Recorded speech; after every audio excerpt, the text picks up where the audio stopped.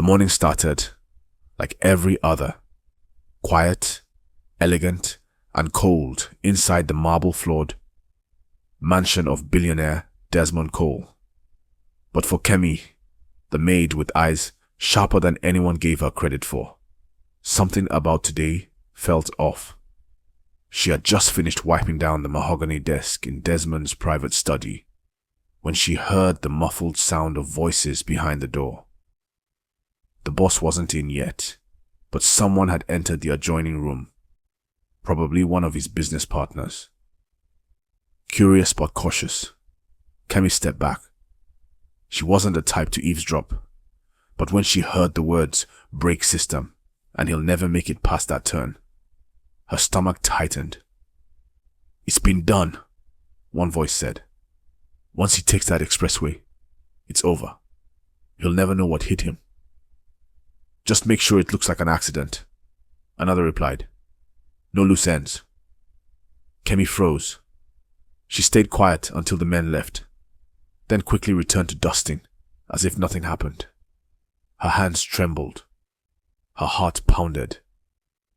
That afternoon, Desmond finally returned home, his usual self, dressed in a navy blue designer suit, barking into his phone, briefcase in hand.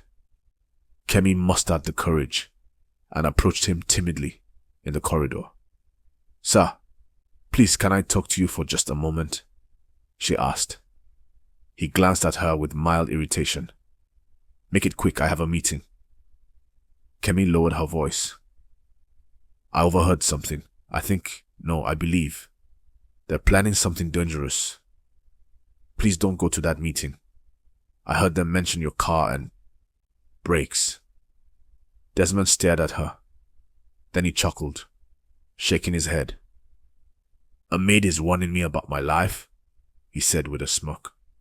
"Kemi, do I look like someone who's not in control? I have 3 bulletproof cars, 10 guards, and 5 lawyers. Go clean something." "Please, sir." "Enough." And with that he marched out, entered his sleek black Mercedes, and sped off with his convoy trailing him. Kemi stood there, tears welling in her eyes, praying he'd come back safe. But deep down, she already knew something terrible was going to happen. The convoy glided down the Lekki Ipe expressway like royalty on parade.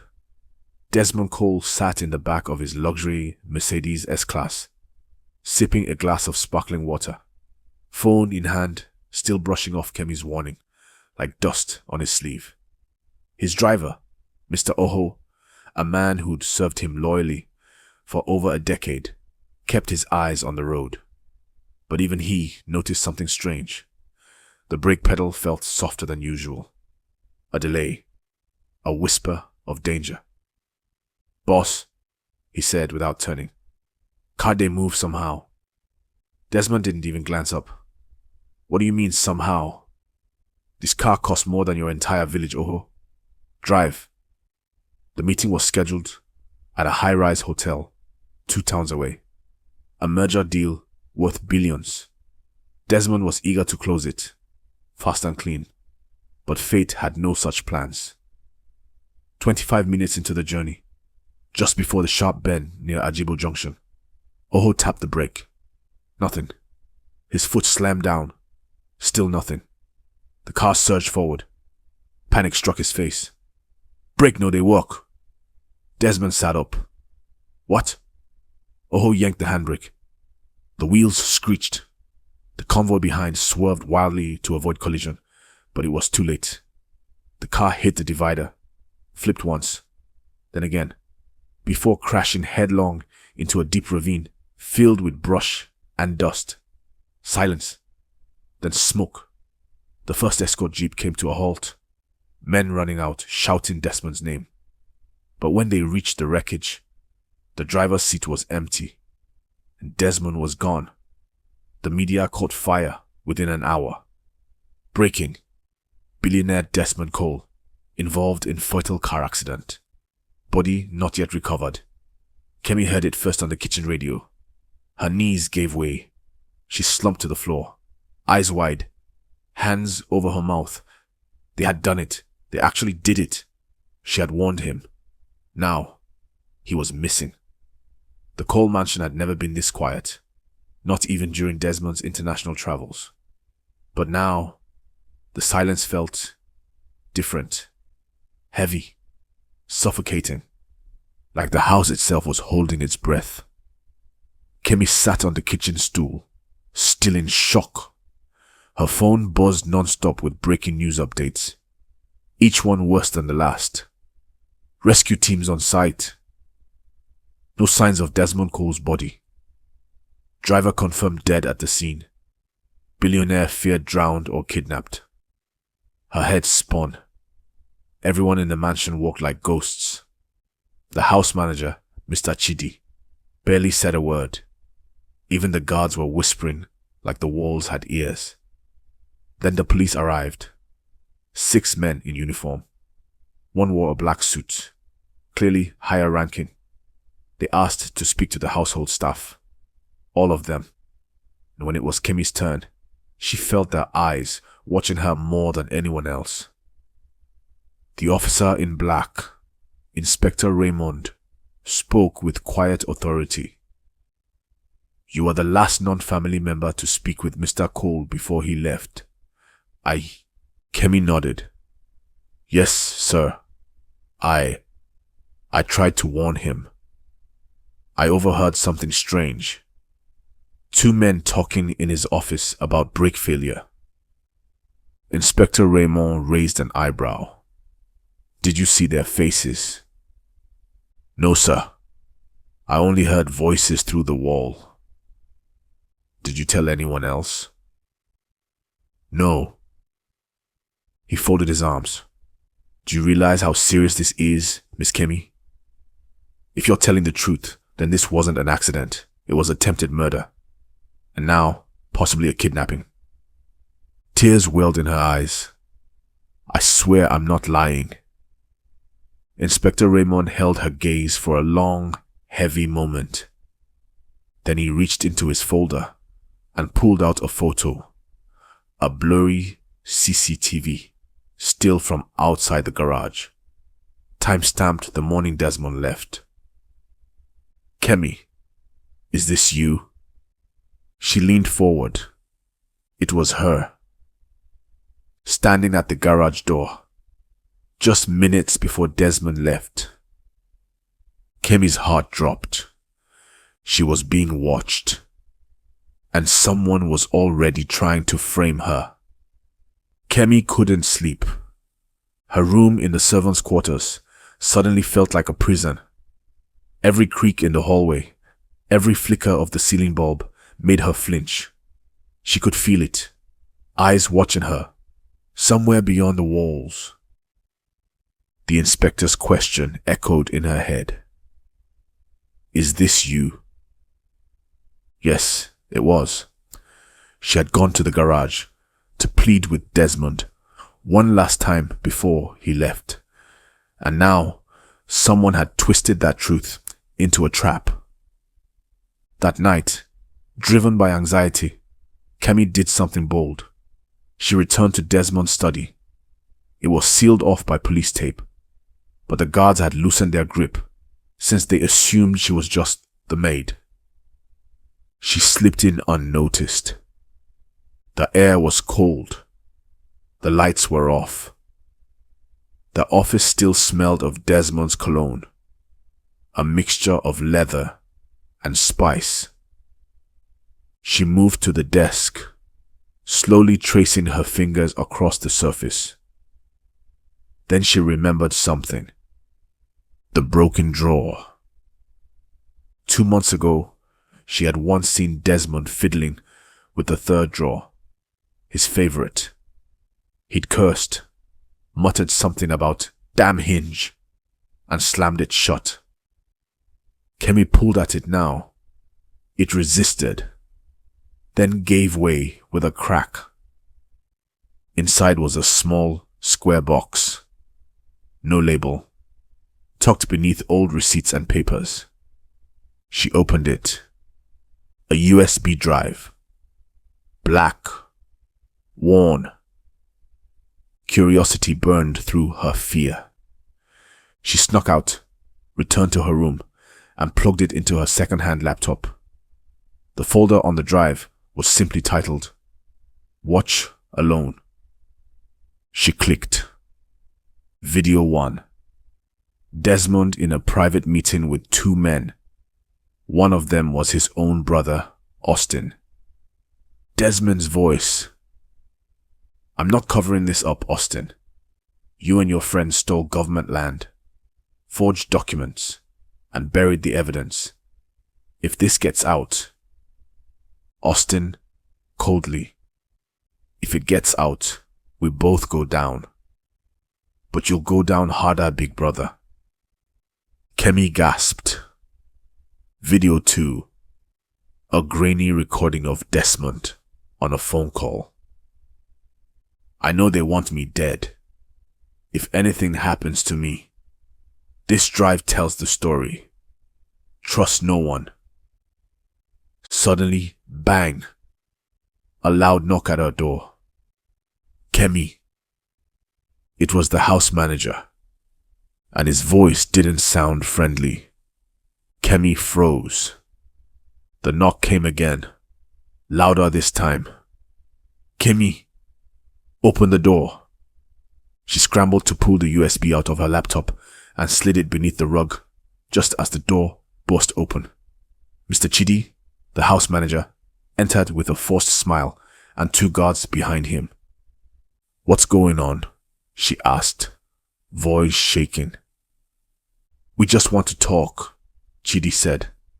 "The police are doing some follow-up. They want to know more about your discovery." Her heart pounded. No one was supposed to know about the USB. Unless the room was bugged. She followed them silently through the mansion, her mind racing. Had she been careless? Or was someone simply watching her every move? They didn't take her to the police. Instead, they drove her to a private hospital on the outskirts of town, one she had never seen before. "We're here," Chidi said as the car stopped. "He wants to see you." Kemi blinked. "Who?" He just smiled and led her inside. The hospital was too quiet, too clean. The lights buzzed faintly above her. The nurse at the front desk didn't even look up as they passed. They led her down a dim hallway to a room marked ICU 7. And there, lying motionless, hooked up to wires and machines, was Desmond Cole. Alive, but barely. Kemi gasped. His face was bruised, his arm in a cast, a tube in his nose. Machines beeped steadily. A doctor stood nearby, whispering with Chidi. How is he alive?" Kemi asked. "He was found in the woods near the accident site. Someone moved him before the rescue team arrived," the doctor said. "He's stable now, but he hasn't spoken a word." Kemi stepped closer. Suddenly, Desmond's eyes twitched. They flickered open, barely, and they landed on her. For a moment, his lips moved. He tried to speak, but all that came out was a weak whisper. "Kemi, the list." The monitor beeped wildly. Nurses rushed in. Kemi was dragged out. She had heard enough to know something terrifying. Desmond wasn't just attacked. He was being hunted. And now, so was she. She knows too much. The ride back to the mansion was slow. Too slow. Kemi sat in the back seat of the black SUV, her mind spinning like a hurricane. Desmond was alive. He had whispered to her. The list. What list? Her hands clenched in her lap. The USB was still hidden under her bedroom rug. That little device held evidence, dangerous truth. She had seen Desmond's brother threatening him. She had seen the land scam footage. And now, someone knew she had seen it too. As soon as the car stopped at the Cole estate, something felt different. 2 new guards were stationed at the gates. Men she had never seen before. Taller, silent, wearing sunglasses at night. She hurried to her room. It had been ransacked. Her mattress was flipped, her clothes scattered, her drawers emptied, and the rug lifted. The USB was gone. Her throat tightened. She staggered back, heart racing. They knew. They were inside. A note sat on her pillow, written in red ink. Snooping girls don't live long. She backed away slowly, grabbed her bag, and ran out through the laundry exit behind the kitchen. The estate was vast, but she knew the back path. She had taken it once when she first started working there and got lost. This time, she used it to escape. She didn't stop running until she reached the outer fence near the banana plantation. Her phone buzzed in her pocket. Unknown number. One message. "We know you spoke to him. You should have stayed quiet." Her knees nearly gave out. She found shelter at a local church nearby and begged the night guard for refuge. By morning, she was gone again, on a bus to her aunt's house 3 towns away. But even as she ran, one thing became clear. This wasn't just about a USB. Desmond had a list. Names, powerful names, and someone close, was willing to kill to keep it buried. Now, Kemi knew too much, and they wouldn't stop until she was silenced forever. Kemi barely slept at her aunt's house. She didn't say much, only that some bad men were after her, and that she needed a safe place. Her aunt, a strong widow who didn't ask too many questions, locked the doors, cooked her food, and let her stay. But Kemi knew time was running out. She needed answers, and there was only one person she suspected more than anyone else. Austin Cole, Desmond's younger brother. Charming, calculating, and now the interim CEO of the billion-dollar coal empire. The media painted him as the grieving brother bravely stepping up, but Kemi had seen the video on the stolen USB. Austin had threatened Desmond over a scandal so large it could collapse the entire family fortune. Through her old friend Tolu, who worked as a junior assistant at Coal Enterprises, Kemi managed to secure access to a corporate building login system. It was a long shot, but it paid off. Austin had been at the mansion 2 nights before the crash. He was in on it. Kemi needed proof. That evening, Tolu met her in a cafe far from Lagos City. Nervously, she handed Kemi a printed copy of an email, one she wasn't supposed to have seen. It was a message from Austin to an unknown recipient. "He's weak, can't even talk. If he wakes up and speaks, we both burn. Take care of it. Soon." Attached to the email was a hospital floor plan. ICU 7 was circled in red. Kemi's blood went cold. They were planning to finish Desmond. She looked at Tolu, who was already sweating. "They think I have the USB," Kemi whispered. "But I still remember what was on it. If I disappear, they win." Tolu swallowed hard. "Kemi, you have to go public." But Kemi shook her head. "Not yet. First I need to warn him again." She looked out the window at the night sky. Desmond might be helpless, but Kemi wasn't. This time, she wouldn't just warn him. She would fight back. Kemi was scared. She had just seen the hospital plan that showed Desmond's room, ICU 7, with a red circle around it. That meant one thing. Someone was going to kill him. And if they knew Kemi had seen the plan, they could come for her too. She had no time to waste. Before the sun came up, she packed a small bag and quietly left her aunt's house. She didn't want to put her family in danger. She took a bus, heading back to the city. Her face was covered with a hoodie and a mask. She looked like a stranger in the crowd. She needed to reach Desmond before it was too late. But something felt wrong. As she got off the bus in Oshodi, she felt like someone was watching her. She turned around quickly.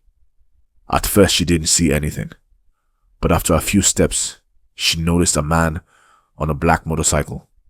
He was riding slowly behind her. He wasn't delivering food. He wasn't going fast. He was following her. Kemi's heart started beating fast. She crossed the road, trying to lose him in traffic, but the motorbike followed.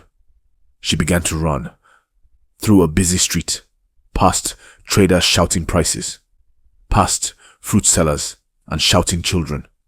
She ran into a narrow alley. The man was close now. Then she saw a mechanic's shop. She hid behind a pile of tires. The man on the bike sped past. He didn't see her.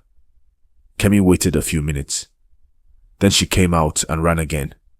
She saw a truck dropping off bags of rice. She begged the driver to help her. "Please take me away. Anywhere." The driver nodded. He dropped her far away, near a small old church. Kemi went to the door and knocked. An old priest opened. "Please," she said, shaking. "I need help." He saw her fear and led her in. That night Kemi slept inside the church, on a wooden bench, holding her bag close. She whispered, "God, please save us both." But deep inside, she knew what she had to do. If no one would listen, she would show the whole world. The sun had not even risen when Kemi left the church. Her legs were tired, her eyes heavy, but her mind was clear. She had to see Desmond again. She couldn't trust anyone. Not the police. Not his brother Austin. Not even the staff in the mansion. Only Desmond knew the full truth. She covered her face with a scarf and used the last money she had to take a small taxi to the private hospital. When she got there, she acted confident. "I'm here to deliver food," she told the front desk nurse. "For Mr. Cole in ICU 7. The nurse looked sleepy and didn't ask too many questions. She waved her in. Kemi moved quickly. She entered the hallway, heart racing. She passed rooms with sick patients, machines beeping. Then she found it. ICU 7. Desmond was still there. He looked weak, his face pale, bandages on his head, arm in a sling. Machines were still connected to his body, beeping slowly. Kemi stepped closer. "Sir, it's me, Kemi." For a moment, nothing happened. Then slowly, his eyes opened. "Kemi," he whispered. Tears filled her eyes. "Sir, you're alive." His voice was faint. "They tried to kill me." "I know," she said. "I saw the video. I saw Austin. I saw the USB, but someone took it. They know I saw it." He reached for her hand weakly. "You must protect the least," he said. "What least?" He didn't answer. His eyes closed again. The monitor started beeping louder. Nurses rushed in. One nurse shouted, "He's crashing." Kemi was pushed aside. "Please leave the room," another nurse yelled. She stood at the door, shaking. She wanted to scream, to cry. Was he dying? No, but he couldn't. Not now. Not after all she had done. As the doors slammed shut, Kemi stepped back into the hallway. Suddenly her phone buzzed. A message from an unknown number. "It's too late. You're next." Her hands shook, but she refused to be afraid. She had come too far to give up now. The world needed to know the truth. She left the hospital quietly, went straight to a public cafe, and connected to free Wi-Fi. Then she reached out to a popular journalist she had followed for years, Ijoma Akande, known for exposing corruption. Kemi sent her everything she remembered from the USB. The names Desmond mentioned, the land scam, the threat from his brother Austin. She explained the accident, the missing footage, and how Desmond warned her with his last bit of strength. She ended her message with one line: "If anything happens to me, share this with the world." Ijoma replied within 10 minutes, "Meet me. I'll go live with the story. Don't worry. You've done the right thing." That evening, the story hit the internet. Breaking news: billionaire Desmond Cole was targeted by his own brother. Maid speaks out. The video clips Kemi had seen were shared by the journalist. Faces, voices, dates, everything. It spread like wildfire. The people were angry. By morning, Austin Cole was arrested. The government opened an investigation into land fraud involving top officials. Kemi stayed hidden for days. She didn't feel safe yet. Then, one night, her phone rang. Unknown number. "Kemi." Her heart stopped. "Desmond?" She whispered. "Yes, I'm alive." Tears filled her eyes. "You made it." He spoke gently. "Because of you. You saved my life." A week later, Desmond appeared on national TV, walking slowly but standing tall. He told the world everything. How he found out about the fraud, how they tried to kill him, and how a brave young maid refused to stay silent. Standing beside him at the press conference was Kemi, no longer wearing her maid uniform. Now dressed in a smart suit, she stood proud. A survivor, a fighter, a truth teller, and Desmond's new personal assistant. The crowd clapped, but Kemi knew this wasn't just a win for her. It was a warning to everyone. When the truth is hidden, one voice can still burn everything down.